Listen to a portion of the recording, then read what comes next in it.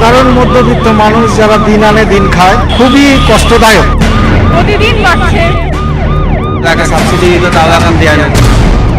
দুবারে যা বেড়ে গেল তাতে সত্যি কথা সাধারণ মানুষের খুবই প্রবলেম। বলার কিছু নেই, একে তো লকডাউন, কাজকর্ম সেরকম কিছু নেই। গ্যাসের দাম বাড়া মানে প্রত্যেকটা জিনিসের দাম বাড়বে, প্রত্যেকটা জিনিসের দাম বাড়বে। সংসারকে পরিচালনার ক্ষেত্রে আমাদের ভাবনা চিন্তা তো আসছেই। ऐसा तेल দাম বাড়ে আর দাম কমে, ক্রয় ক্ষমতা কম বলে এই আপ ডাউনটা আমাদের কাছে খুব চিন্তার বিষয়, খুব চর্চার বিষয়। পশ্চিমবঙ্গের মানুষকে ধারাবাহিকভাবে অপমান করে যাচ্ছে এই বিজেপি।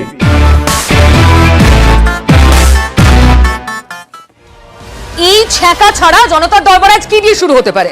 সেজন্যই আজ শুরুতেই আমাদের থাকছে 911 টাকার সিলিন্ডার, যে সিলিন্ডারে হাত দিলেই ছ্যাঁকা। এছাড়া আর কোন কোন দিকে আমরা নজর দেব? জিডিপির বিরাট গ্রোথ প্রচারে ইন্ডিয়া বাউন্স ব্যাক হ্যাশট্যাগ টুইটারে ট্রেন্ডিং। বিজেপির পক্ষেও আছেন মানুষ, তবে বিরোধীরা মানতে নারাজ, সবিস্তারে আলোচনা হবে। 3 নম্বর, ডেস্টিনেশন শিল্প বলছেন কে? মমতা বন্দ্যোপাধ্যায়। 4 নম্বর, নারদে আর চার্জশিট দিল ইডি, কিন্তু শুভেন্দুর নাম নেই কেন? প্রশ্ন তুলছে তৃণমূল কংগ্রেস। 5 নম্বর, ভাঙন ঠেকাতে মরিয়া বিজেপি জোড়া বৈঠক করলো, বিধায়করাই এলেন না বৈঠকে। আর অবশ্যই কাবুলের দিকে আমাদের নজর থাকবে। তবে একেবারে শুরুতেই এই ছ্যাঁকা কিভাবে হলো, কিভাবে 15 দিনের মধ্যে 50 টাকা লাফিয়ে পড়ে গেল সিলিন্ডারের দাম, দেখবো। আটকা যখন ইন্টারন্যাশনাল মার্কেটে দাম কমে, দাম কমানো হয়। যখন ইন্টারন্যাশনাল মার্কেটে দাম বাড়ে, দাম বাড়ানো হয়। আন্তর্জাতিক মার্কেট বা ইন্টারন্যাশনাল মার্কেটে প্রচুর দাম বেড়েছিল। সরকার সেটাকে খেপে খেপে, যাতে একবারে সবার উপরে এফেক্ট না পড়ে, সেই কথা মাথায় রেখে দামটা ফেব্রুয়ারি মাসে খেপে খেপে বাড়িয়ে। যে কারণেই দাম বাড়ুক না কেন, সাধারণ মানুষের জীবন ওষ্ঠাগত। কারণ করোনা কালে রোজগারের টান। তাই অনেকেরই প্রশ্ন, এই পরিস্থিতিতে রান্নার গ্যাসের দাম এভাবে বাড়লে চলবে কিভাবে? কেন্দ্রীয় সরকার কি এই দুর্দিনেও রান্নার গ্যাসের ভর্তুকি বাড়াতে পারে না? আবির ঘোষাল, নিউজ 18 বাংলা। আজ আলোচনাতেও আগুন। আসুন কারা আছেন। সন্ময় বন্দ্যোপাধ্যায় আমার সঙ্গে আছেন, বিজেপি নেতা, তৃণমূল সাংসদ। আমার সঙ্গে রয়েছেন শান্তনু সেন, রয়েছেন শুভময় মৈত্র, রাজনৈতিক বিশ্লেষক, এবং রয়েছেন অর্থনীতিবিদ প্রসেনজিৎ মুখোপাধ্যায়। আমি একদম নির্দিষ্ট করে সন্ময়দা আপনাকে দিয়ে শুরু করি। আমি বুঝতে চাইছি, পশ্চিমবঙ্গের মানুষের অসুবিধা হচ্ছে গ্যাসের দাম বাড়ায়, এর অর্থটাকে আমি বুঝতে পারছি না। বাকি দেশের মানুষের কোনো সমস্যা হবে না? না না, গ্যাসের দাম বৃদ্ধি হলে স্বাভাবিকভাবেই সারা ভারতবর্ষের মানুষের অসুবিধা হয়। পশ্চিমবঙ্গের মানুষের অসুবিধার একটা বিশেষ কারণ আরো বেশি রয়েছে। তার কারণ পশ্চিমবঙ্গে অর্থনৈতিক ভিতটা খুবই দুর্বল। কেননা এ রাজ্যে শুধু কন্ট্রাকচুয়াল ঠিকাদারের আন্ডারে 6,000, 5,000, 7,000 টাকার চাকরিতে ভরে গেছে। রাজ্য সরকার শুধু সরকারি কর্মচারী 5.5 লক্ষ সরকারি কর্মচারী পদটাকে অবলুপ্ত করে দিয়েছেন। ফলে মানুষের হাতে টাকা নেই। সেই জায়গায় দাঁড়িয়ে গ্যাসের দাম বৃদ্ধি 15 দিনে দুবার অবশ্যই কষ্ট। মানে পশ্চিমবঙ্গ সেই রাজ্য যেখানে মানুষের ক্রয় ক্ষমতা সবচেয়ে কম, তাই বলছেন তো আপনি? পশ্চিমবঙ্গের আর্থিক বুনিয়াদটাকে মমতা বন্দ্যোপাধ্যায় ভীষণ দুর্বল করে বেশ, প্লিজ প্রত্যেককে সংক্ষেপে রাখবেন, প্লিজ প্রত্যেককে সংক্ষেপে বলবেন। শান্তনুদা।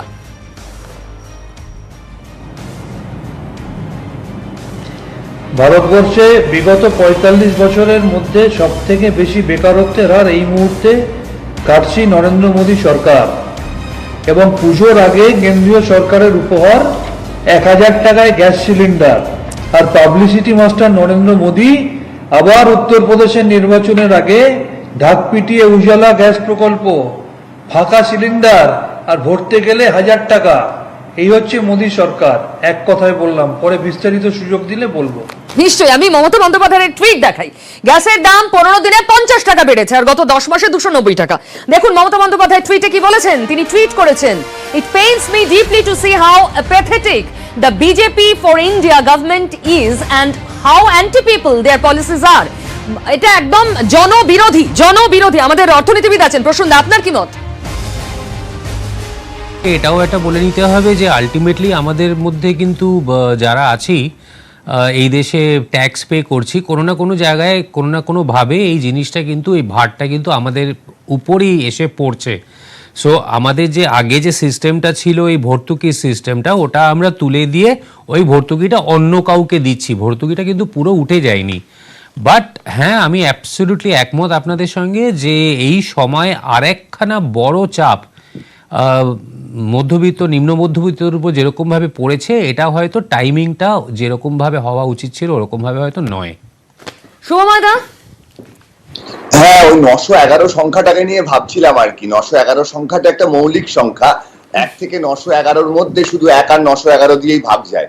আসলে কি এই গ্যাসের দামগুলো যে জায়গায় গিয়ে পৌঁছচ্ছে, তাতে দাম বাড়াটা তো মধ্যবিত্তকে বা নিম্ন মধ্যবিত্তদের ভুলে থাকতে হবে। সেই জন্য আমার মনে হয় এই সংখ্যাগুলো কি দিয়ে ভাগ যায় বা এই ধরনের ভাবনা ভাবলে সেই দিকের কষ্টটা হয়তো একটু কম হবে। একদম ঠিক বলেছেন। তবে এই প্রশ্ন তো অবশ্যই আসে আজ জিডিপি নিয়ে। আমি শুরুতেই দেখাচ্ছিলাম #ইন্ডিয়া বাউন্স ব্যাক ট্রেন্ডিং হচ্ছে টুইটারে, এবং বিজেপির সমর্থনে এই টুইট যে জিডিপির গ্রোথ হয়েছে 20%-এর বেশি। তাতে বলুন তো আমার আপনার কি, যাদের হঠাৎ 15 দিনের মধ্যে 50 টাকা একটা সিলিন্ডারের জন্য বাড়তি খরচ করতে হবে? আসুন আগে দেখি জিডিপির গ্রোথ। অবশেষে করোনার ধাক্কা কাটিয়ে ঘুরে দাঁড়ানোর ইঙ্গিত দেশের অর্থনীতিতে। গত আর্থিক বছরে প্রথম 3 মাসের তুলনায় এবছর এপ্রিল জুনে আর্থিক বৃদ্ধির হার 20.1%। যেই ইকোনমিটার উপর আমরা নির্ভরশীল, টারশিয়ারি সেক্টর, যেখানে 60% লোক তাদের রোজগার, সেটা আবার চাঙ্গা হতে আরম্ভ করেছে। ম্যানুফ্যাকচারিং, সিমেন্ট, মাইনিং, স্টিল, সবেতে কিন্তু গ্রোথ বড়ভাবে এসেছে। যে রেট অফ গ্রোথ হয়েছে, যে যেরকম ভাবে পড়ে গেল 24%, এটা আবার 20% ওই দিকে এগোচ্ছে। তো ভি এর কিন্তু যেই থেকে আরম্ভ সেইখানেই ফিরে যাচ্ছে, এবং আমরা স্থিতিশীল মানে সেম পজিশনে চলে আসছি। বৃদ্ধির হার সামনে আসতেই কেন্দ্রের দাবি ইন্ডিয়া বাউন্সেস ব্যাক। তবে কি সত্যিই ভারত ঘুরে দাঁড়ালো? অর্থনীতিবিদদের অনেকেই কিন্তু মানতে নারাজ, কারণ গত আর্থিক বছরের এপ্রিল থেকে জুনে কার্যত তলানিতে চলে যায় জিডিপি। লকডাউনের ধাক্কায় জিডিপির সংকোচন হয় 24%। তার তুলনায় এবছর এপ্রিল জুনে বৃদ্ধির হার 20.1%। করোনার আগের অবস্থায় কিন্তু জিডিপি এখনো পৌঁছতে পারেনি। আমরা যেহেতু আবার একটা প্রচণ্ডভাবে একটা ডিপের পরে রিকভারির জিনিস দেখছি, কাজেই সেটা ভালো হলেও আমি আমাদের যেটা লক্ষ্য থাকবে সেটা দেখাচ্ছে আগামী বছরের জন্যে এটা আরও কত এগোনোর সম্ভাবনা দেখা দিচ্ছে। কেন্দ্রের পরিসংখ্যান অনুযায়ী কোভিডের আগের বছর অর্থাৎ 2019-20 আর্থিক বছরে এপ্রিল জুন মাসে দেশে জিডিপি ছিল 35 লক্ষ কোটি টাকা। করোনার ধাক্কা খাওয়ার পর 2020-21-এ যা নেমে যায় 26 লক্ষ কোটিতে। এবছর বেড়ে 32 লক্ষ কোটি টাকা, অর্থাৎ এখনও করোনার আগের 35 লক্ষ কোটিতে পৌঁছতে পারেনি জিডিপি। অনেকে বলছেন সংখ্যার মজা এমনই যে আরও এক বছর পিছিয়ে গেলে দেখা যাবে এবছরের আর্থিক বৃদ্ধি আসলে এখনো মাইনাসেই দাঁড়িয়ে রয়েছে। অর্থনীতিবিদ কৌশিক বসু টুইটারে লিখেছেন, 2019-এর এপ্রিল জুনের সঙ্গে তুলনা করলে ভারতের এই আর্থিক বৃদ্ধির হার শূন্যের থেকেও 9.2% নিচে। মোদী সরকারের যদিও আশা আগামী বছরের মধ্যেই দেশের অর্থনীতি করোনার আগের পরিস্থিতিতে ফিরে যাবে। নিউজ 18 বাংলা। এই 20% বৃদ্ধি দিয়ে কি হবে সেই মহিলার যিনি হিমশিম খাচ্ছেন গ্যাসের বিল ভরতে? কি হবে সেই গৃহিণীর যিনি হিসেব মেলাতে পারছেন না? 15 দিনে 50 টাকা বেড়ে গেল। শুনুন তাদের কথা। 911 টাকা দাম হয়ে গেছে। এটা একটা সাধারণ মানুষের কাছে সত্যিই খুবই ভীষণই চাপের, যে সমস্ত জিনিসে, আর গ্যাসের দাম বাড়া মানেই প্রত্যেকটা জিনিসের দাম বাড়বে। ভীষণভাবে চিন্তায় পড়ে গেছি যে আমি কীরমভাবে কি করব। আমাকে তো প্রেশার ব্যবহার করতে হবে, নয়তো আবার সেই আগের উনুন ওরম জাতীয় কিছু ব্যবহার করতে হবে। সমস্ত জিনিসের দাম ঊর্ধ্বমুখী, সেখানে দাঁড়িয়ে নতুন করে গ্যাসের দাম বৃদ্ধি সংসারকে পরিচালনার ক্ষেত্রে আমাদের ভাবনা চিন্তা তো আসছেই, শুধু দুর্ভাবনা আসছে যে কিভাবে রান্নাবান্না চালালে সংসারের ব্যয়টাকে আয়ের মধ্যে সীমাবদ্ধ রাখা যায়। জানি না, আমরা জানি না কীভাবে এই পরিস্থিতি থেকে বেরিয়ে আসতে পারবো। খুবই অসুবিধা হচ্ছে, কি বলবো বলুন, সত্যি বলার কিছু নেই। মানে আমি তো স্টোভও বার করে নিয়েছি, যার জন্য যে এত সমানে প্রত্যেক মাসে গ্যাসের দাম বেড়ে যাচ্ছে সাধারণ মানুষের হাতের বাইরে। একে তো লকডাউন, কাজকর্ম সেরকম কিছু নেই, সবারই কাজকর্ম মানে টাকা পয়সা কমে যাচ্ছে, ইনকাম কমে যাচ্ছে, জিনিসের দাম, আর গ্যাস যদি বাড়ে এরপরে তো মানুষ নিজেকে পুড়িয়ে খেতে হবে, এরকম একটা ব্যাপার হয়ে গেছে। আর এই কথাটাই বলা যে এবারে পুজোর বাজার গ্যাস হবে 1000। ভাবুন শর্মাদা প্লিজ এই জনতার জন্য বলুন। এই জনতার জন্য অবশ্যই বলবো যে গ্যাসের দাম বৃদ্ধির জন্য যথেষ্ট এই মানুষগুলো কষ্ট হচ্ছে। যেভাবে এই মানুষগুলো যে গ্যাসে যে কাঁচা আনাজ রান্না করছেন, আপনি যে কোনো কাঁচা আনাজের রান্নার বাজারে দয়া করে একবার পর্যবেক্ষণ আপনার ক্যামেরাম্যানকে পাঠান, 30 থেকে 60% দাম বৃদ্ধি হচ্ছে। কেন? সেখানে তো গ্যাসের দামের বৃদ্ধির সঙ্গে ডিরেক্টলি সেটা রিলেটেড নয়। ফলে স্বাভাবিকভাবে সত্যি কি রিলেটেড? আমি এক্ষুনি আসবো, এই পয়েন্টটা ডিবেটেবল পয়েন্ট, অর্থনীতিবিদ আছেন, সত্যি কি রিলেটেড নয় প্রসূনদা? হ্যাঁ, অ্যাবসলিউটলি রিলেটেড। এটা কি করে বলা যায় যে আমাদের গ্যাসের দামের সঙ্গে আমাদের সিরিয়ালস আর এগ্রিকালচারাল প্রোডাক্টের কোনো রিলেশনশিপ নেই? তাহলে তো আমরা ওটা বলতে পারি যে আমাদের ক্রুড প্রাইসেসের সঙ্গে আমার ফাইনাল প্রাইসেসের সঙ্গেও কোনো রিলেশনশিপ নেই। শর্মাদা, হ্যাঁ এবার উত্তর দিন। প্রসূনজিৎ ক্লিয়ার করলেন, শর্মাদা। আমি আপনাকে বলি, সিঙ্গুরের মাটিতে 4 টাকা কেজি আলু চাষিরা দাম পাচ্ছে, নদী পেরোলে সেটা 40 টাকা হচ্ছে। সেটা কিভাবে রিলেটেড? অর্থনীতিবিদ আমাকে বুঝিয়ে দিন তো। আমি আপনাকে বুঝিয়ে দিন, আমাকে এখানে বুঝিয়ে। হ্যাঁ প্রসূনজিৎ উত্তর দিচ্ছেন। সিঙ্গুরে আলুর দাম 4 টাকা সিঙ্গুরে চাষির দাম পাচ্ছে, আর সেটা এখানে এলে 40 টাকা নদী পেরোলে। বেশ, আরে প্রসূনজিৎ উত্তর দিচ্ছেন, শর্মাদা আসছে এখনই। প্রসূনজিৎ দা, হ্যাঁ, আপনি যদি আমাকে 2 মিনিট সময় দেন তাহলে আমি খুব সিম্পলি বুঝিয়ে দেবো। এটা হচ্ছে গিয়ে ডিস্ট্রিবিউশন কস্টের মধ্যে একখানা জিনিস আছে, মতো একটা জিনিস আছে, সেইটা যদি আমরা অ্যাড করি টু কস্ট অফ ম্যানুফ্যাকচার। আপনি কস্ট অফ ম্যানুফ্যাকচারের কথা বলছেন, যে আলু উৎপাদনের জন্যে আমরা যেই চাষি ভাই আছে ওনাদের বাড়ির দরজা থেকে যদি আমরা আলু তুলি তাহলে ওটা 4 টাকা হয়। তাহলে তো আমি আপনাকে এটাও বলতে পারি মাছ যদি আমি নদী থেকে নিই তাহলে তো ফ্রি হয়, আমি ওখানে 1000 টাকা দিচ্ছি কেন? একটা ডিস্ট্রিবিউশন কস্ট আছে, তার মধ্যে পেট্রোল কস্ট আছে, কস্ট অফ ম্যানুফ্যাকচার আছে, তারপর প্রফিট আছে, তার মধ্যে কতগুলো মিডলম্যান স্টেজ আছে ওগুলো দেখুন। বাট আমি কিন্তু এটা কোনো রাজনৈতিকভাবে এটা জিজ্ঞেস করছি না। আপনি একটা সিম্পল জিনিস বললেন যে পেট্রোলিয়াম আর ক্রুডের, হ্যাঁ শর্মাদা বুঝতে পেরেছেন, মানে এনার্জি কস্টের আপনি বললেন যে ওটার কোনো ভীতি নেই প্রাইস ইনক্রিজের জন্য, আমি ওইটা নিয়ে ডিবেট করলাম। হ্যাঁ বলুন। আমি আমার মাননীয় অর্থনীতিবিদকে প্রশ্ন করছি, নদী পেরোতে কি 36 টাকা দাম বেড়ে যায়? নদীটা কিভাবে পেরোচ্ছে সেটা একটু দেখে নিন। ওটা হয়তো না না শর্মাদা, আপনি অন্য পয়েন্টে যাচ্ছেন। শর্মাদা প্লিজ, না না না এক মিনিট প্রসূনজিৎ আছে। শর্মাদা প্লিজ একটু শুনুন। এর আগে সরকারের সময় থেকেও ফোড়ে যন্ত্রণা আমাদের সঙ্গে লেগে আছে। আপনি অন্য পয়েন্টে যাচ্ছেন, আমরা সেই পয়েন্টে আলোচনাই করছি না। আপনি বলছেন দুটো ক্রুড, আপনি বলছেন পেট্রোলিয়াম পণ্যের দাম বাড়লে জিনিসপত্রের দাম বাড়ে না। এটা কেন বলছেন আপনি? এটা তো প্রত্যেকে জানেন দুটো করে রেখেছেন। একটা কথা বলি, গ্যাসের দাম বাড়লে মানুষের কষ্ট হয়, আন্তর্জাতিক বাজারের সঙ্গে সেটা যুক্ত। কিন্তু কাঁচা বাজার যেটা আমার পাশের পাড়ায় তৈরি হয়, যে যা প্রোডাক্ট যার ক্যারি, আমার প্রশ্নের উত্তর দিন। ইন্ডিয়া বাউন্স ব্যাক বলে কি গ্যাসের কষ্ট মেটাতে পারবেন? একই সঙ্গে এটারও সমালোচনা করুন, গ্যাসের দামের সমালোচনা করুন। গ্যাসের দাম আন্তর্জাতিক পণ্য, সন্ময়দা আজ গ্যাসের দাম 25 টাকা বেড়েছে। আজ ডিবেটের বিষয় এটা, ডিবেটের বিষয় কাঁচা আনাজ নয়। নিশ্চয়ই আমরা সেটা নিয়ে আলোচনা করব। ডিবেটের বিষয় না, সেই আলোচনা করছেন না কেন? একই সঙ্গে গ্যাসের দাম বেড়েছে সন্ময়দা। আপনি কেন্দ্রীয় সরকারের সমালোচনা করবেন, আপনি রাজ্য সরকারকে ছাড় দেবেন কেন? তাহলে তো একপক্ষীয় হয়ে যাচ্ছে। রাজ্য সরকারকে ছাড় দেব কেন? রাজ্য সরকারের ইস্যুতে রাজ্য সরকারকে আমরা প্রশ্ন করব। এটা তো আপনাদের জন্য প্রশ্ন। আপনি সেই প্রশ্নের উত্তর না দিয়ে আপনি এদিক ওদিক ঘুরছেন কেন? না, আমি তো বলছি গ্যাসের দাম বাড়াতে মানুষের কষ্ট হচ্ছে, কিন্তু আন্তর্জাতিক বাজারের সঙ্গে সেটা যুক্ত। কিন্তু আমার পাশের গ্রামে যে বাজারটা তৈরি হচ্ছে, মানে সন্ময়দা কিছুতে কষ্ট হচ্ছে, কষ্ট লাঘবে কি করছেন? ছেড়ে দিন পাশের গ্রাম, কষ্ট লাঘবে কি করছেন সন্ময়দা? অদ্ভুত যুক্তি। সন্ময়দা কষ্ট হচ্ছে মানছেন, লাঘবে কি করছেন? না, আমি এই প্রশ্নের উত্তর দিন। আমি তো জিজ্ঞেস করছি আপনাকে। আপনি তো আমাকে প্রশ্ন করবেন না, আমি তো আপনাকে ডেকেছি আমার প্রশ্নের উত্তর দেওয়ার জন্য। এক, দ্বিতীয়ত এটা আলোচ্য বিষয় নয়, আপনি জবরদস্তি বিষয় বদলাচ্ছেন। 3 নম্বর, আপনি বলতেই পারছেন না লাঘবে কেন কি করবেন? সর্বদা আপনি উত্তর দিতে পারছেন না, সর্বদা আপনি উত্তর দিতে পারছেন না। দেখুন রাজনৈতিক তরজা যা এই ফ্লোরে হচ্ছে, এই ফ্লোরের বাইরে কিভাবে হচ্ছে।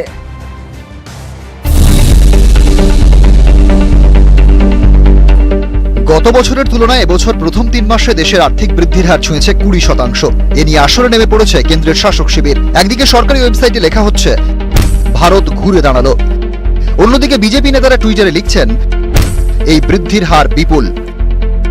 কেউ আবার সরাসরি কৃতিত্ব দিচ্ছেন নরেন্দ্র মোদীকে। সোশ্যাল মিডিয়ার পোস্টে মোদি হ্যায় তো মুমকিন হ্যায়। পাল্টা ময়দানে বিরোধীরা, তারাও পরিসংখ্যান তুলে ধরে দাবি করছে দেশের অর্থনীতিকে আগে থেকেই খাদের কিনারায় নিয়ে গিয়েছে মোদী সরকার, করোনা এসে শুধু ধাক্কা দিয়েছে। বিরোধীদের তুলে ধরা পরিসংখ্যান অনুযায়ী 2016 সালে জিডিপি ছিল 8.26%, 2017 7.4%, 2018 6.12%, 2019 4.2%। পরের বছর একেবারে খাদে। 2020-21 আর্থিক বছরে দেশের আর্থিক বৃদ্ধি -7.3%। ডেরেক ওব্রায়েন টুইটারে লিখেছেন, 4 বছর আগে যেখানে ছিলাম এখন তার থেকেও পিছিয়ে। অর্থনীতিবিদদের একাংশের দাবি, যে বৃদ্ধির হারকে সামনে রেখে অর্থনীতি ঘুরে দাঁড়ানোর দাবি করছে মোদী সরকার, তার মূলে রয়েছে গ্রামীণ অর্থনীতি। 100 দিনের কাজ। ক্ষমতা আসার পর মনমোহন সরকারের যে প্রকল্পকে গর্ত খোঁড়ার প্রকল্প বলে কটাক্ষ করেছিলেন নরেন্দ্র মোদী। आजादी के 60 साल के बाद आपको लोगों को गड्ढे खोदने के लिए भेजना पड़ा। दुनिया को बताऊंगा कि ये गड्ढे तुम खोद रहे हो, उन 60 साल के पापों का परिणाम है। বিরোধীরা এখন মনে করিয়ে দিচ্ছেন, এই মোদী সরকারই 2020 সালে 100 দিনের প্রকল্পে 1,10,000 কোটি টাকা বরাদ্দ করেছে। করোনাকালে এই প্রকল্পে গ্রামের বহু মানুষের কর্মসংস্থানের ব্যবস্থা করেছে। এভাবেই তুঙ্গে শাসক বিরোধী তরজা। নিউজ 18 বাংলা। শান্তনুদা, 20% অ্যাবাভ জিডিপির গ্রোথ কম কথা নয় এই করোনা কালেও।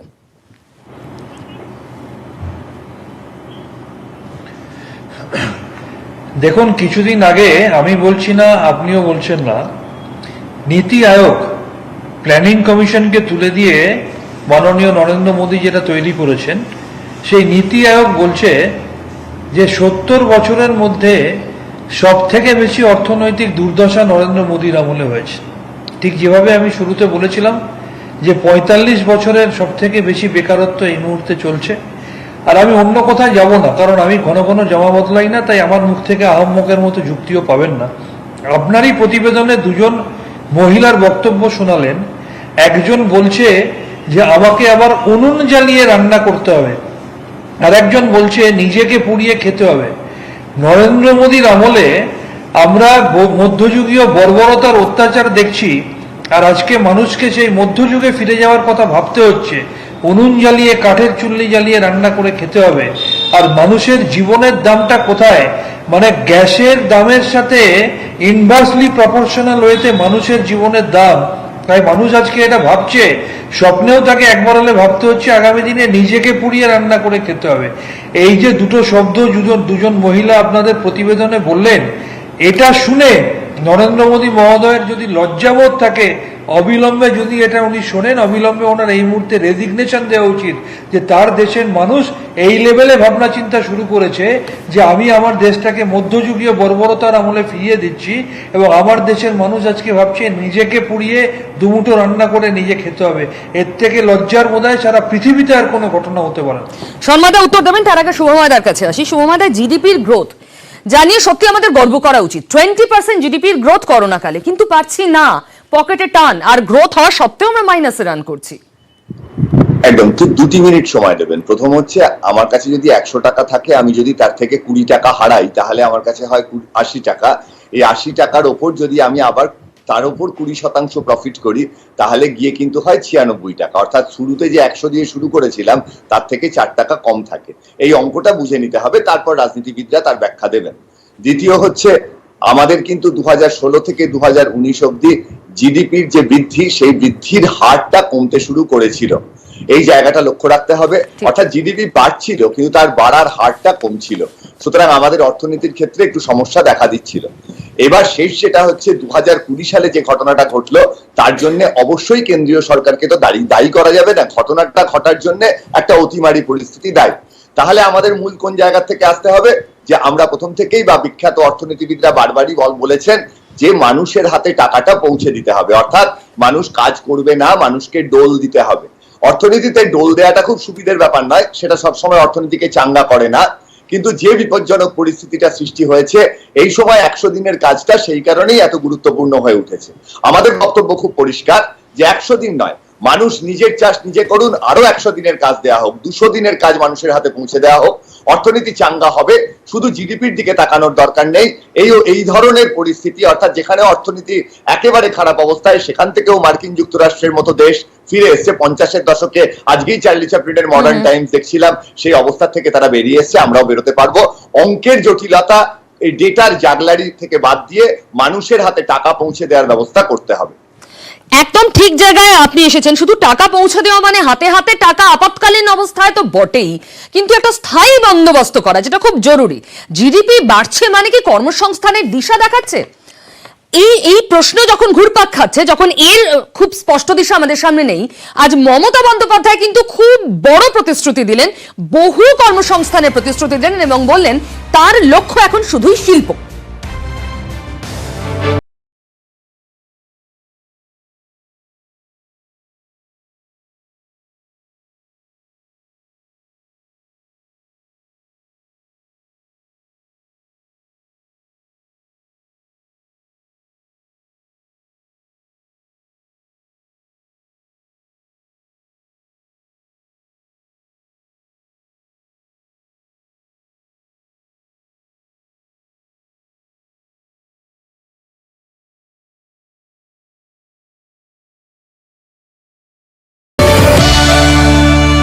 সামাজিক কর্মসূচিতে আমরা 1 নম্বর, এগুলো কেউ করে দেখাতে পারবে না। তো আমি আপনাদের কথা দিচ্ছি, বাংলা ইন্ডাস্ট্রিতে 1 নম্বর হবে, এটা আমাদের ডেস্টিনেশন। টার্গেট উন্নয়ন, কর্মসংস্থান। দেউচা পাচামির পাশাপাশি ইথানল এবং ডেটা সেন্টার ইন্ডাস্ট্রি পলিসি ঘোষণা মুখ্যমন্ত্রীর। কৃষকদের থেকে ভাঙা চাল কিনে ইথানল তৈরির প্রকল্প নেওয়া হবে রাজ্যে। পেট্রোল ডিজেলের পাশাপাশি বায়োফুয়েল হিসেবে ব্যবহার হবে ইথানল। এই ইথানল সেক্টরের পোটেনশিয়ালিটি এত বেশি, এটাকে কেন্দ্র করে গ্রামগঞ্জে অনেক কারখানা গড়ে উঠবে, ফুয়েলের পক্ষেও কাজে লাগবে। 1 বছরে 1,500 কোটি টাকা ইনভেস্টমেন্ট এখানে হবে, অলরেডি প্ল্যান করা হচ্ছে। কাজ পাবেন প্রায় 48,000-এরও বেশি মানুষ। আগামী 5 বছরে বাংলায় 400 মেগাওয়াটের ডেটা সেন্টার তৈরি হয়ে যাবে এবং এক্ষেত্রে 24,000 আইটি জানা ছেলেমেয়েরা আরও চাকরি পাবে, কর্মসংস্থান হবে। মুখ্যমন্ত্রীর দাবি, অতিমারি পরিস্থিতিতেও রাজ্যে দারিদ্র্য 40% কমেছে। দেশে যখন কর্মসংস্থান তলানিতে, তখন রাজ্যে তা 40% বেড়েছে। বিনিয়োগকারীদের সুবিধার কথা ভেবে তৈরি হয়েছে উচ্চ পর্যায়ের কমিটি। মুখ্যমন্ত্রীর নেতৃত্বে প্রতি মাসে বৈঠক করে সমস্যা মেটাতেই এই উদ্যোগ। টার্গেট একটাই, রাজ্যকে শিল্পের ডেস্টিনেশনে পরিণত করা। আগামী বছরে ফেব্রুয়ারি বা মার্চ মাসে রাজ্যে ফের হতে চলেছে বিশ্ব বাণিজ্য সম্মেলন। মুখ্যমন্ত্রী মমতা বন্দ্যোপাধ্যায় পানাগড় শিল্প তালুক থেকে এমনটাই জানিয়ে গেলেন। ক্যামেরায় সুমন বোসের সঙ্গে সম্রাট বন্দ্যোপাধ্যায়, নিউজ 18 বাংলা, পানাগড়, পশ্চিম বর্ধমান। আজকে মুখ্যমন্ত্রী পানাগড়ে যে শিল্পের উদ্বোধন করতে গেলেন, 10.5 বছর রাজত্ব করার পর প্রথম রাজ্যের মুখ্যমন্ত্রীকে দেখলাম একটা ফিতে কাটার জন্য গেছেন, তাকে অভিনন্দন। কিন্তু আজকে যে ফিতে কাটার জন্য গেছেন, সেই শিল্প সংস্থানে ঘোষিত হচ্ছে যে 200 জনের অ্যাপয়েন্টমেন্ট হবে, 200 জন কর্মসংস্থান পাবেন। একজন রাজ্যের মুখ্যমন্ত্রী 10.5 বছর রাজত্ব করার পর 200 জনের কর্মসংস্থানের জন্য দুর্গাপুর পর্যন্ত দৌড়ে গেলেন। এটা অন্তত this is a good indication পশ্চিমবঙ্গে যে শিল্পে যে তলানিতে চলে গেছে, সেটা একটা গুড ইন্ডিকেশন। আমি একটা ছোট্ট ঘটনা বলবো। জিন্দাল এই রাজ্যে বাম আমলে আসছিল, সেই সময় কিভাবে তাদের তাড়ানোর চেষ্টা হয়েছিল সবাই জানি। সেই জিন্দাল সম্প্রতি অন্ধ্রপ্রদেশে যে বিনিয়োগ করলো, তাতে একসঙ্গে 11,000 কর্মসংস্থানের ব্যবস্থা হলো। এ রাজ্য পশ্চিমবঙ্গ পেল না। আজও টাটাকে ফেরানো গেল না। আজ সিঙ্গুরের, আজকে এই দিনে 5 বছর হয়ে গেল সিঙ্গুরের ঐতিহাসিক রায়ের পর, আজও সিঙ্গুরের কোনো অংশে কোনো ছোট শিল্পায়ন পর্যন্ত হলো না। আজকে এই বাংলার 42 লক্ষ, এই যে আজকে মুখ্যমন্ত্রী এত প্রতিশ্রুতি দিলেন, আগামী পরিকল্পনা আপনি মনে করছেন এগুলো বাস্তব নয়? আরে মুখ্যমন্ত্রী মমতা বন্দ্যোপাধ্যায়ের প্রতিশ্রুতি আর হাতির মুখে হাসি, সবটাই তো এক, সবটাই তো এক। প্রতিশ্রুতি কি মূল্য আছে? প্রতিশ্রুতি শান্তনুদা উত্তর দিন। আমি শুধু একটাই কথা বলবো, সিঙ্গুরের কথা বলা হচ্ছে। সিঙ্গুর থেকে ন্যানো যখন গুজরাটে চলে গেল, সেই গুজরাটে ন্যানো কেন চললো না? সেই কারখানাটা কেন তালাবন্ধ অবস্থায় পড়ে আছে? সেই কারখানা কেন লকে উঠে গেল? এই একটা উত্তর আমি আমার বিজেপি প্রতিনিধির থেকে জানতে চাই। উনি হাত তুলে আছেন, আপনি কি শুনবেন? হ্যাঁ হ্যাঁ, শর্মাদা বলুন। গুজরাটে শান্তনুবাবু জানা উচিত, ন্যানো প্রোডাকশন বন্ধ হলেও গুজরাটে টাটার অন্যান্য সমস্ত প্রোডাকশন ওখানে হচ্ছে এবং সিঙ্গুরের ছেলেরা ওখানে চাকরি করছে। একটু তথ্যটা জ্বালিয়ে দেন। ন্যানোটা বন্ধ হলো কেন? প্রশ্ন এটা। প্রশ্নটা যে টাটার প্রোডাকশন তো বন্ধ হচ্ছে, ভুল তথ্য দেওয়া হচ্ছে। গুজরাটে ন্যানো নিয়ে যাওয়ার পর আরো বেশি করে মুখ থুবড়ে পড়েছে যে গুজরাটে যেহেতু ডাবল ইঞ্জিন সরকার বলে সবকিছু ঢেলে দেওয়া হয়, সেই গুজরাটে আজকে একের পর এক এসিজেট প্রকল্প চালু করতে গিয়ে সেখানে মুখ থুবড়ে পড়েছে। গুজরাটের অর্থনীতির অবস্থা বাংলার থেকে অনেক পিছনে। এই মুহূর্তে বাংলা 4র্থ স্থানে রয়েছে সারা ভারতবর্ষের মধ্যে। একটু খবর নিন না, আপনি গুজরাট সম্বন্ধে কোনো খবর রাখেন না। গুজরাট আমাদের আলোচ্য বিষয় নয়, গুজরাট নিয়ে যাব না, কিন্তু কর্মসংস্থান। শান্তনুদা, এই কথা তো অস্বীকার করতে পারবো না, ডোমের চাকরির জন্য MA পাস PhD অ্যাপ্লিকেশন জমা দিচ্ছেন, এটা তো অস্বীকার করার জায়গা নেই আজকে। তাতে কি হয়েছে, তাতে কি প্রমাণ হয়? পশ্চিমবঙ্গে যে অবস্থায় 2,03,000 কোটি টাকা ঋণের বোঝা নিয়ে, 1 কোটি বেকারের বোঝা নিয়ে মমতা বন্দ্যোপাধ্যায় 10 বছরে পথ চলা শুরু করেছেন, তার মধ্যে কোভিড থেকে শুরু করে একের পর এক ন্যাচারাল ক্যালামিটি গেছে, সেই জায়গায় দাঁড়িয়ে আজকে যেভাবে সারা ভারতবর্ষের অর্থনীতি তলানিতে, সেখানে বাংলা ডেভেলপ করছে, যেখানে 45 বছরে সব থেকে বেশি বেকারত্ব ভারতবর্ষে, সেখানে কোভিডের সময় 40% এমপ্লয়মেন্ট জেনারেট করেছে ইন এক্সেস ওয়েস্ট বেঙ্গলে, এটা কি প্রমাণ করে না যে পশ্চিমবঙ্গ সরকার সারা ভারতবর্ষের থেকে স্ট্যাটিস্টিক্সে অনেক উপরে আছে? সেই কারণে ভারত সরকার চরম অপছন্দ হওয়া সত্ত্বেও মমতা বন্দ্যোপাধ্যায় সরকারকে তো একাধিক প্রকল্পে পুরস্কৃত করছে। এই ভারত সরকারই তো করেছে, অন্য কেউ তো করেনি। শান্তনুদা যা বলবেন, শান্তনুদা বলুন, স্ট্যাটিস্টিক্সে অনেক উপরে উঠেছে, অর্থনীতিবিদ আছেন, আমি আসবো শান্তনুদা। প্রসেনজিৎ দা, দেখুন, যে তথ্যটা উনি বললেন যে ওয়েস্ট বেঙ্গল 4 নম্বরে আছে, ওটা কমপ্লিটলি ভুল তথ্য। ওয়েস্ট বেঙ্গল 6 নম্বরে আছে, আর এখনো বেশ কিছুদিন থাকবে, যতই আমাদের বৃদ্ধির হার হোক না কেন। কিন্তু আমি আরেকখানে ইম্পর্টেন্ট জিনিস একটু বলে দিতে চাই যে গত 7 বছরে আমাদের নেট ইনভেস্টমেন্ট, মানে নেট ফিজিক্যাল ইনভেস্টমেন্ট, প্রমিসেস নয়, যত টাকা আমাদের লগ্নি হয়েছে সারা দেশে, তার মধ্যে কিন্তু 65% গভর্নমেন্ট ইনভেস্টমেন্ট, মাত্র 35% প্রাইভেট ইনভেস্টমেন্ট। মানে গভর্নমেন্ট নিজের হাতে নিজের পয়সা কোথাও কোথাও চয়েস করে ইনভেস্ট করেছে, তাতে প্রাইভেট ইনভেস্টমেন্ট নয়। ইনফ্যাক্ট আরেকখানা তথ্য হচ্ছে গিয়ে, প্রাইভেট ইনভেস্টমেন্ট ইন্ডিয়ার বাইরে গত 7 বছরে ইন্ডিয়াতে যত ইনভেস্ট করেছে তার 3 গুণ বেশি ইনভেস্ট করেছে বিদেশে। এটাও কিন্তু একখানা ফ্যাক্ট। তার মানে খুব একটা স্বস্তিদায়ক কারোর জন্যই নয়। একটা ছোট্ট ব্রেকের সময় হচ্ছে জনতার দরবারে, আর তারপর আপনাদের দেখাবো বিজেপির জন্য অস্বস্তির আরো কারণ আছে। 24 ঘন্টার ব্যবধানে 2 বিধায়ক ছেড়ে তৃণমূলে জয়েন করে গেল, তার আগে মুকুল রায়। ভাঙন তো ঠেকাতে হবে, তড়িঘড়ি জোড়া বৈঠক, বিধায়করাই গেলেন না বৈঠকে। ব্রেকের পর কোথাও যাবেন না।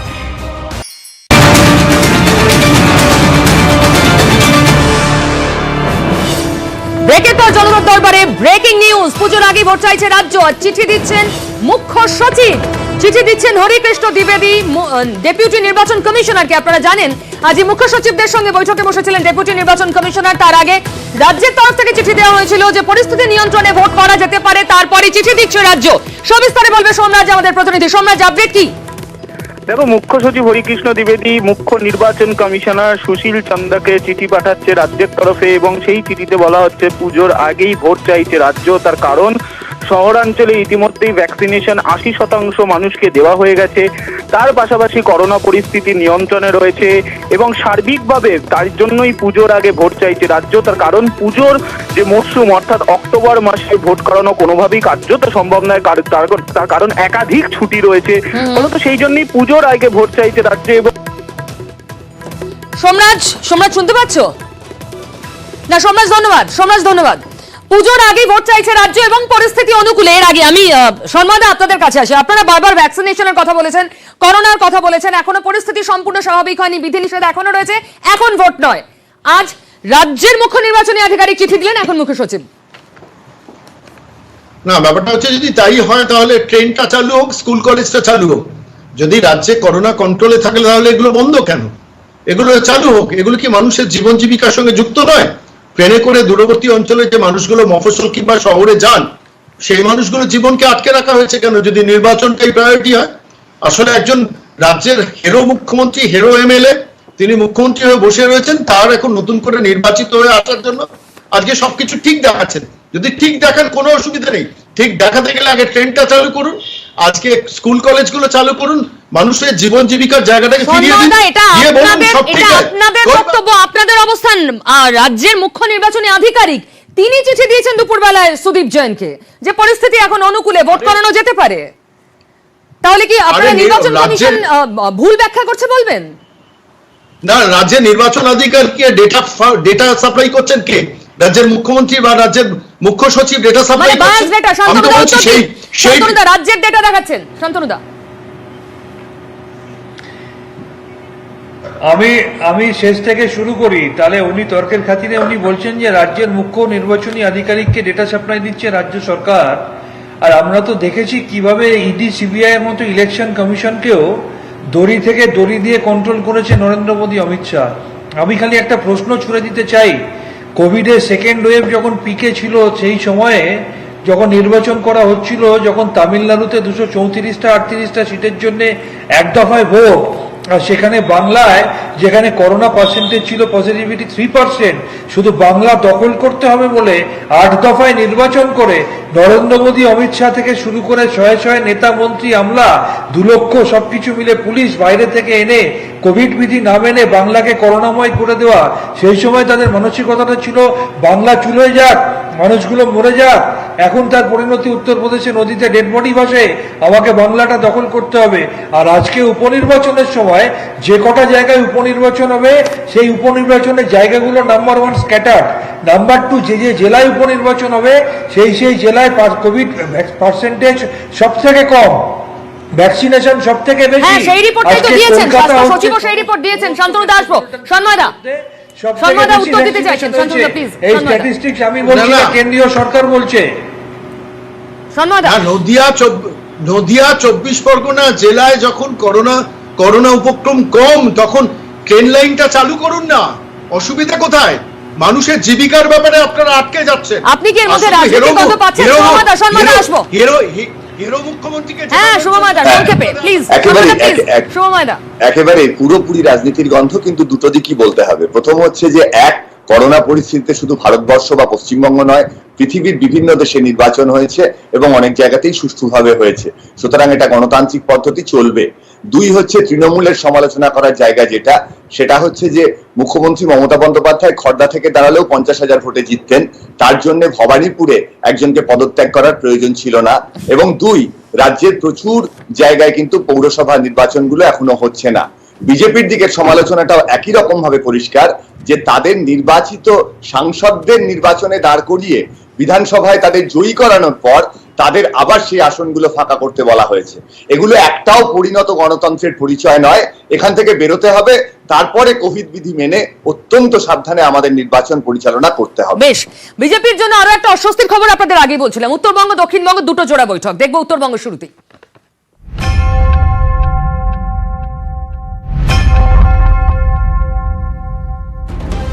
উত্তরবঙ্গে তুলনায় ভালো ফল করেছে বিজেপি, কিন্তু সেই উত্তরবঙ্গের বিধায়কদের নিয়েও চিন্তা।